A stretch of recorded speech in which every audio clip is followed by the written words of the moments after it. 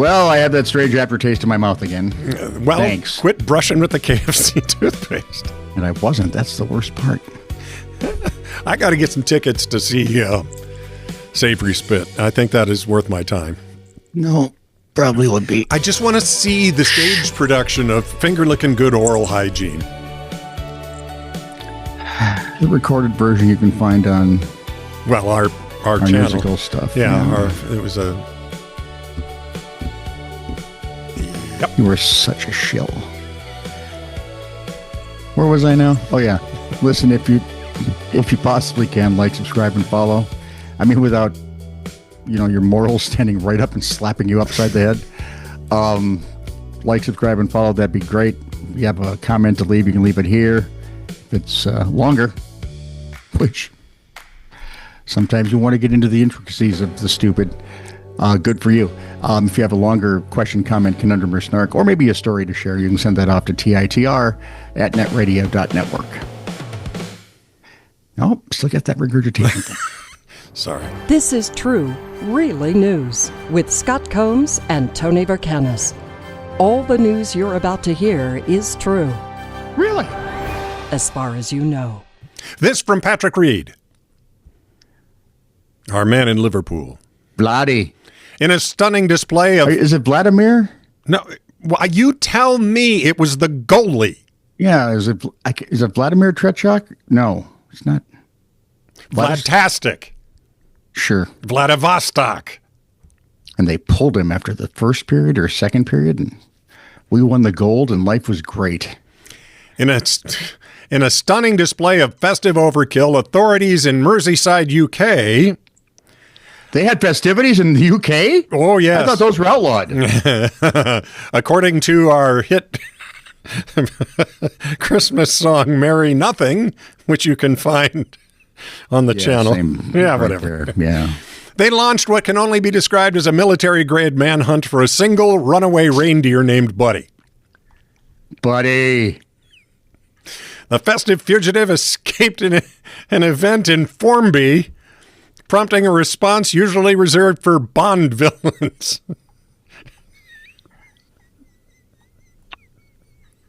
They sent MI6 after him? Wait, no, that's the wrong No, thing. that would be the wrong franchise, yeah. Merseyside police decided Mercifully, it's not near as long as the Bond franchise. Thank you, Jesus. Merseyside police decided a bucket of carrots wasn't going to do the trick, so they escalated the situation to a multi-agency tactical operation. You ready? No. The call sheet included the police. Yeah. The Southport Offshore Rescue Trust.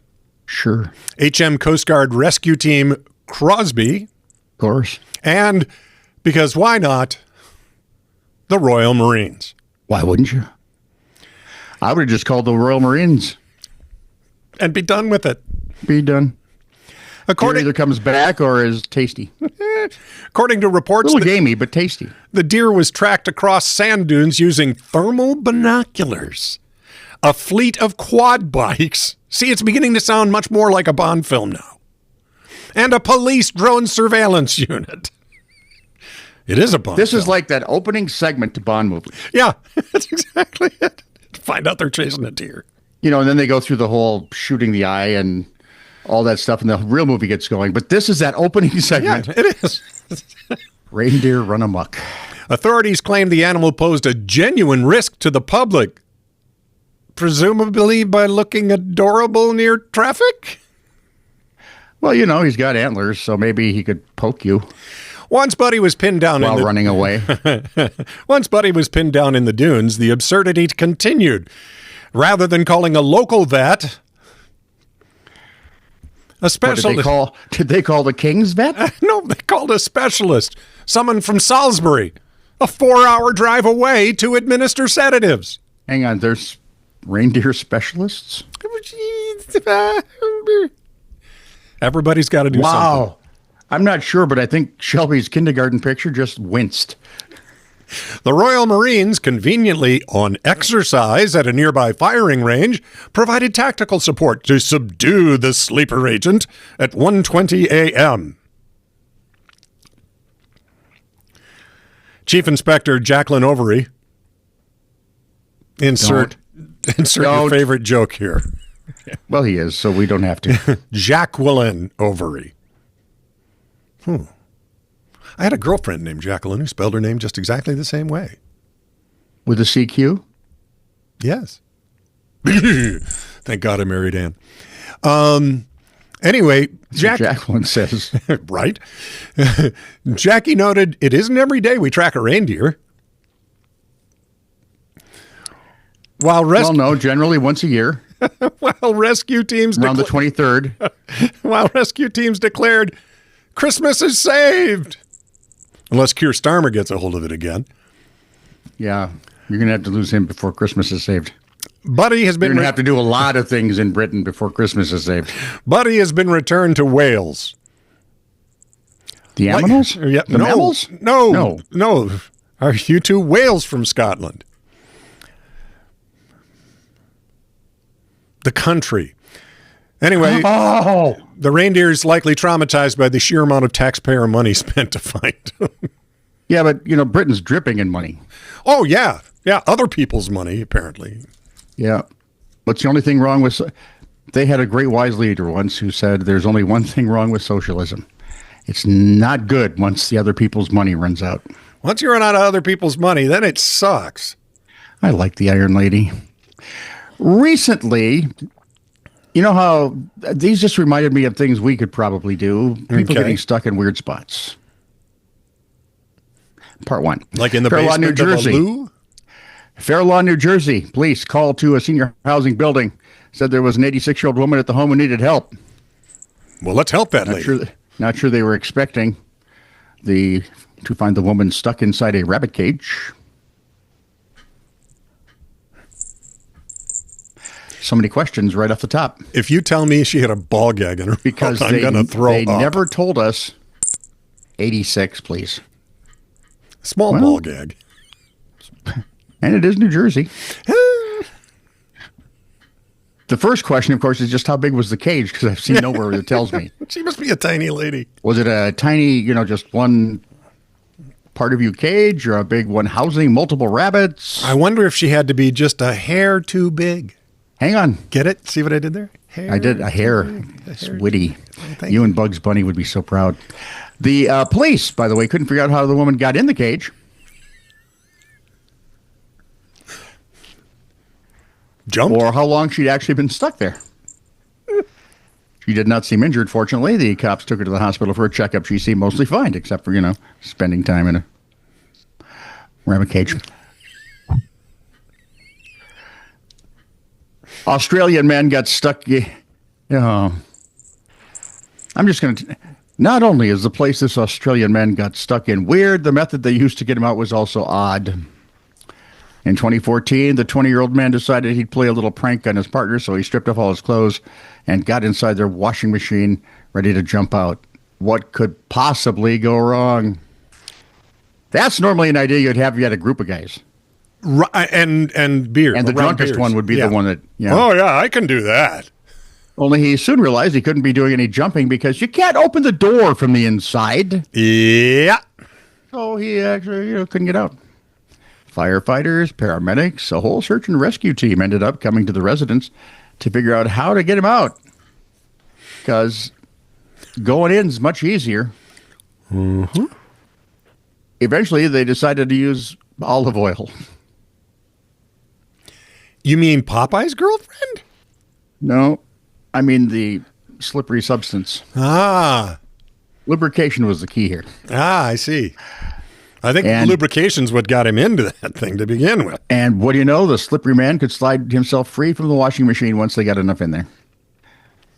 It would be fair to say the gentleman was quite embarrassed, said the fire sergeant. What I want to know is, how did the washing machine fare? Because now it's got, man and lots of olive oil in there. Yeah, you need to do some... Because it's not like you can, can you turn? We need to get some more olive oil. Never mind. Cleansing washes. In 2016, a 26-year-old man from Tucson, Arizona forgot his keys inside his house. That's happened. I've doed that. I never do that because we don't lock our house. No, there's no crime here.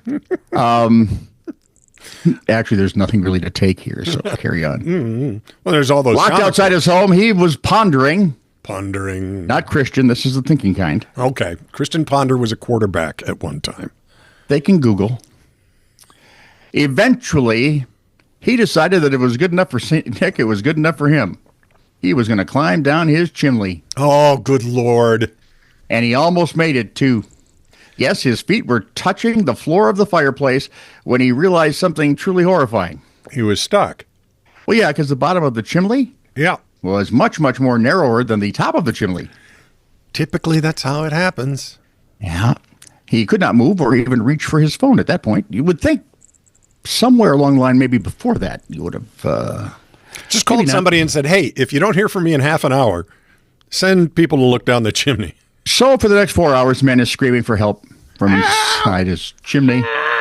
Neighbors finally heard him. I'm guessing, after they got tired of just yelling out shut up, Marco!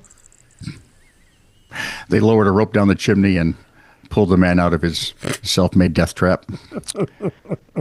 Diving down to the bottom of the sea is scary, but imagine being stuck there with no way to get back up and your oxygen supply running out. That would be a movie. I think That's 2 or 3 of them that I've seen. basis for every underwater movie I've ever seen. The nightmare scenario faced UK driver Chris Lemons in 2012, diving at a depth of 300 feet. He was repairing an oil pipe. So he must have been in the deep sea diver's rig. I would think. He wasn't using tanks. I would guess not. Okay. Which that wouldn't. Now, it wouldn't work based on the way the story's being told. So, yeah, unless the tube got bent or crinkled. Anyway, he's repairing an oil pipe when the positioning system of the ship above the surface failed. The ship started drifting, which pulled on the pipe, feeding oxygen and heat to his diving suit. The cable got stuck on the oil rig structure, snapped, leaving him with about 5 minutes worth of emergency oxygen. Welcome to the scary part of the movie. 40 minutes later, how much today? 5 minutes worth of emergency. Almost 40 minutes later, his colleagues managed to pull Lemon off the seafloor. This is not, it's sad, but it's not tragic. He gasped back to life after only a bit of CPR and sustained no permanent injuries. That's amazing. One more. Is it this good? I hope not. A woman called Denchen from Australia was sick with a chest infection back in 2017. Those are breasts. She'd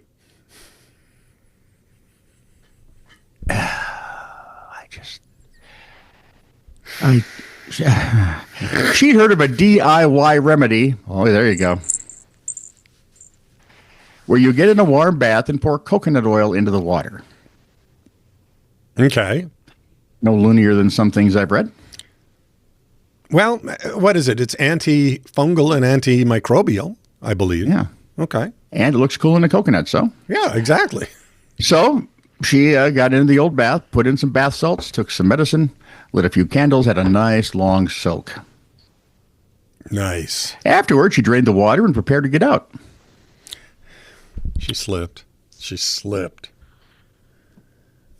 No, she just actually couldn't get out. The tub was so slippery from the tasty and cleverly packaged coconut oil that Denchen had no hope of standing up. What? Just roll over the ledge. See, and now I'm back to that washing machine with the... They could have used coconut oil. Would have smelled better. Yeah, and then no clothes would stick. What? With nothing to grab... With nothing to grab onto either, she spent 30 minutes stuck in the tub. Because think about it, you probably couldn't even get to a position to turn the water back on because you're probably freezing now because you let the water out. Yeah, well, yeah, there is that. So she was, as they say in the song, slip-sliding around. Finally, she managed to... Slip-sliding away? Yes, close enough. Finally, she managed to reach a brush. She filled the bath with water again, scrubbed it until enough of the oil had come off so that she could stand up.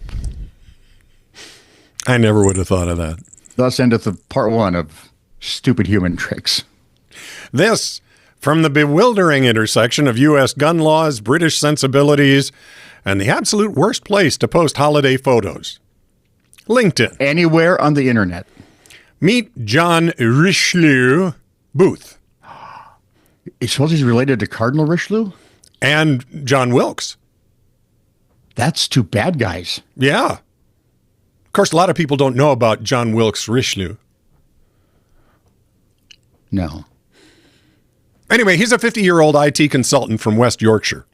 Well, that takes the fun out of it. John recently took a holiday to Florida, a state famous for sunshine, oranges, and this. Anita Bryant. And the second. You'll have to Google it. Oranges. Bryant? Oh, Anita.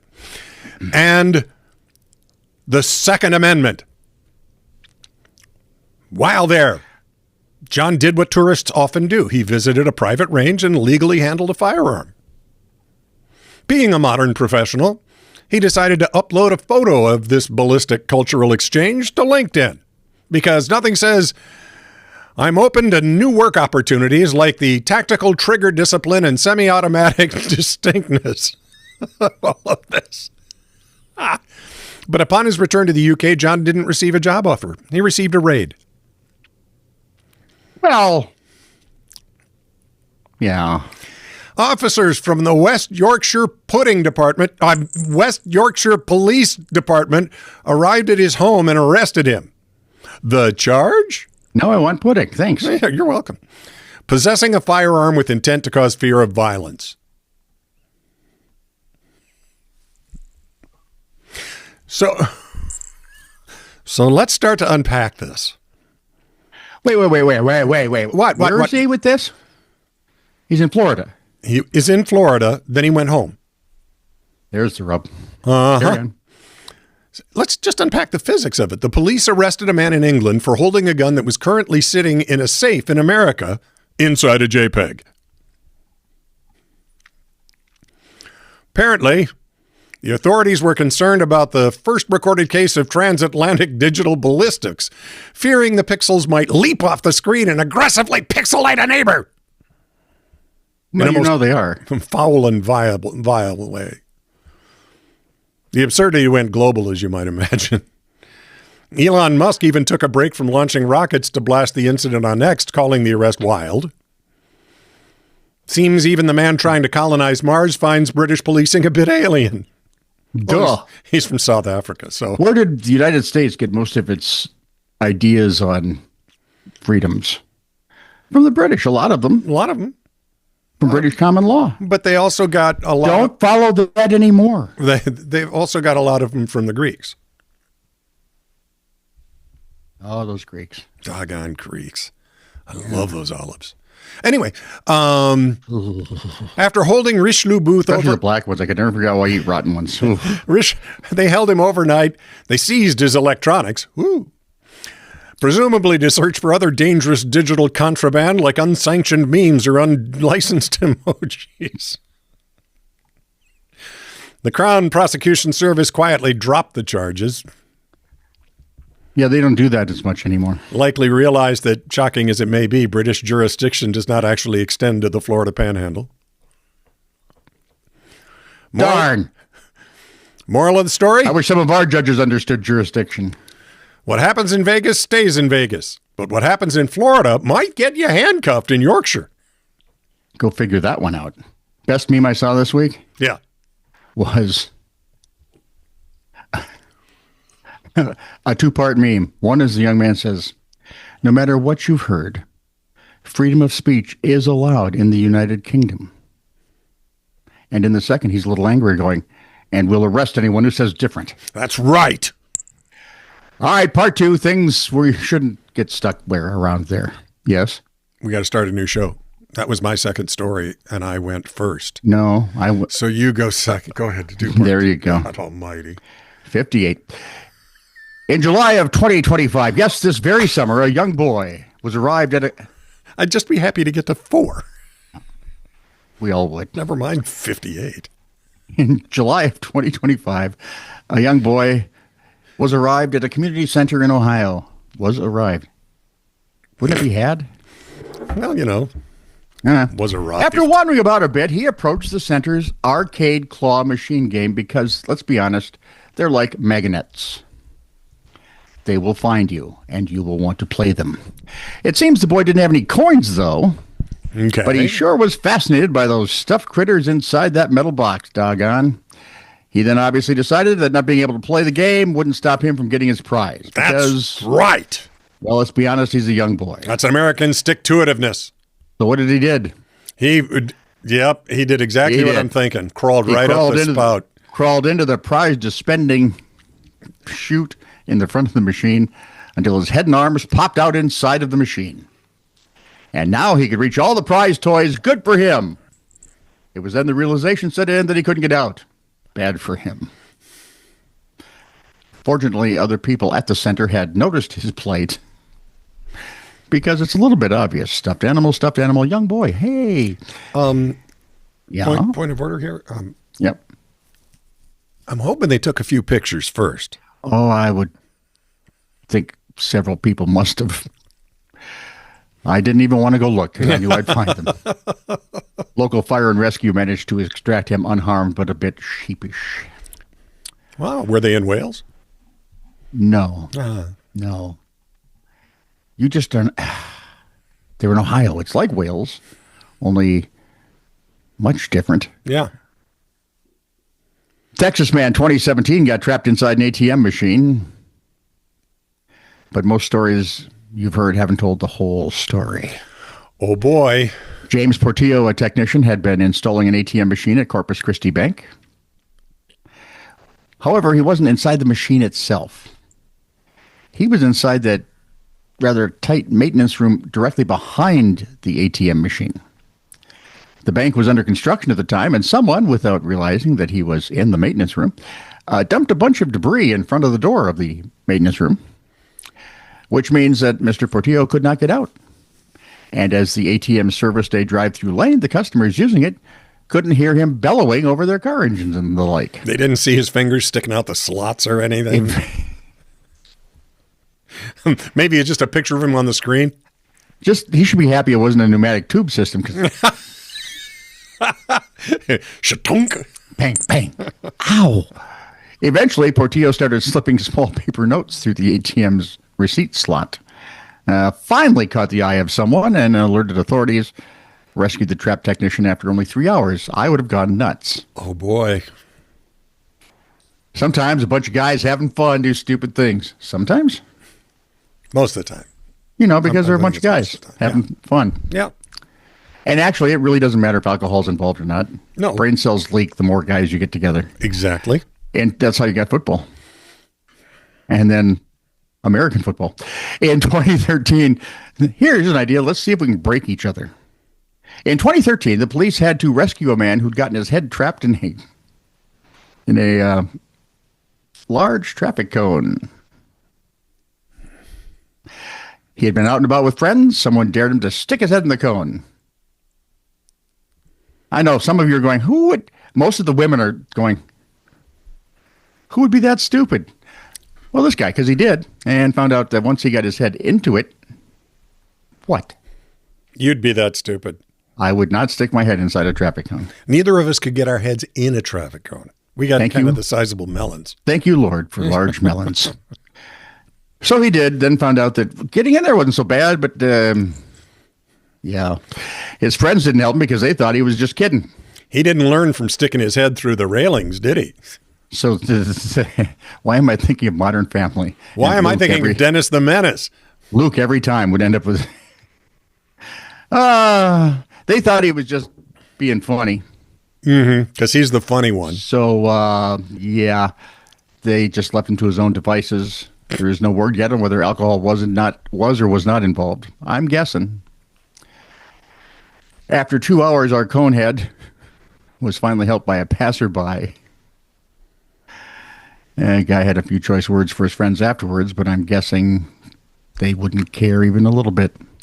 2011, 24-year-old German man wandering around Hanover on his way to a nearby park. Saw a small garden, took a shortcut. Looked great. Didn't realize that when he walked through the garden gate, he had entered the grounds of the Hildesheim Women's Prison. When he realized where he was, he turned around only to find the gate had locked behind him. It was a faulty latch, but it's still locked. He was now stuck behind bars. But unfortunately, the local mayor was walking by, heard the man calling for aid. He called the cops. They initially declined to help, though. They thought he was trying to stage a prison break. They thought he was trying to stage a prison break from a women's prison. This is starting to sound like a Monty Python sketch. No, it's too silly for them. There's only 150 of them. Luckily, the mayor was acquainted with the man and vouched for his character. Eventually, the police reneged and freed him. Get out of here. Last but not least, and please, if you have children, you might want to plug ears. Okay. In 2000, the German city of Tübingen, a German city, got controversial statue. A stone sculpture depicting a 6-foot-tall private part, not hers, was installed outside the microbiology and virology department at the university hospital, the Tübingen University Hospital. It has since become a popular tourist attraction because, well, why wouldn't it? In 2014, however, an American exchange student became so fascinated with the sculpture that he wanted to take a closer look.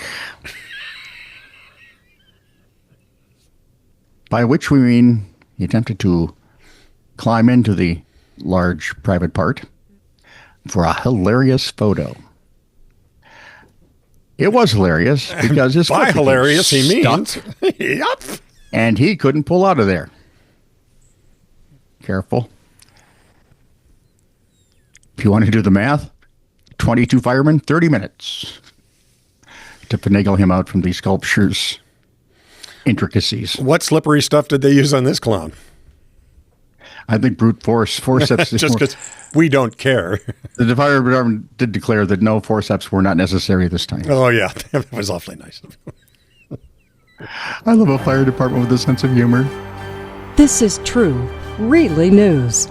Send email to TITR@netradio.network.